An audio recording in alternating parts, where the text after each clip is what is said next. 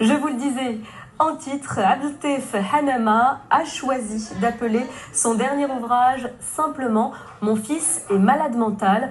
L'auteur, qui s'était déjà attaqué dans un précédent récit à la psychologie en essayant de comprendre les motivations d'un tueur en série, publie cette fois ce roman vrai, dans lequel il partage son quotidien aux côtés de son fils atteint de troubles mentaux pour expliquer ses souffrances, ses moments de doute, mais aussi les souffrances psychiques et physiques.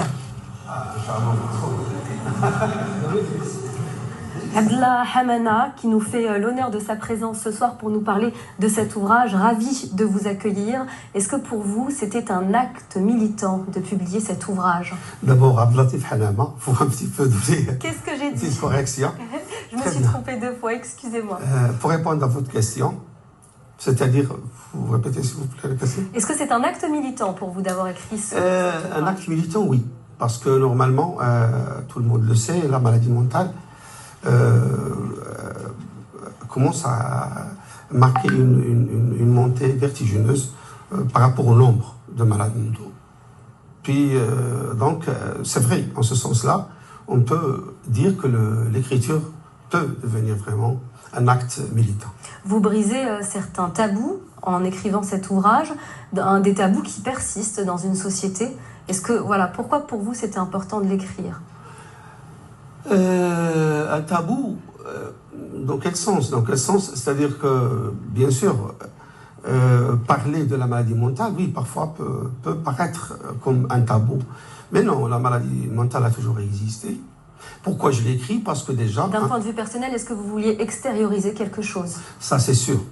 Parce que déjà, j'avais 2 cousins qui étaient atteints par qui ont été victimes de la schizophrénie, spécialement la bipolarité. Donc, vraiment, j'ai un petit peu chargé une certaine souffrance qui m'a permis de réfléchir sur la maladie mentale.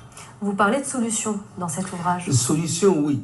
Je vois qu'il y a 3 considérations qu'on peut les accepter comme solutions, notamment la prévention, l'accompagnement et la réinsertion. Alors, au Maroc, malheureusement, il n'y a pas encore une vision qui tend vers la prévention. Du moment que, oui, s'il y a de la prévention en ce qui concerne la maladie physique, il doit y avoir aussi une prévention pour la maladie mentale. Et quand je parle de la prévention, je veux dire que la société civile ainsi que l'État doivent quand même penser, de part bien sûr des instances compétentes, à lancer des programmes de sensibilisation pour que les